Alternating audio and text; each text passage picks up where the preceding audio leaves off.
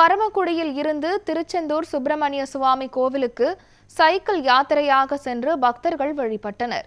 ராமநாதபுரம் மாவட்டம் பரமக்குடியில் செந்தில் ஆண்டவர் மிதிவண்டி பயணக்குழுவின் 46ஆம் ஆண்டு சைக்கிள் யாத்திரை நடைபெற்றது.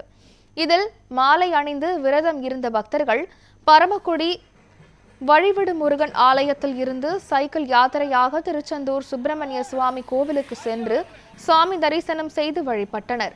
மேலும் இந்த யாத்திரையில் 300க்கும் மேற்பட்ட பக்தர்கள் பங்கேற்றது குறிப்பிடத்தக்கது.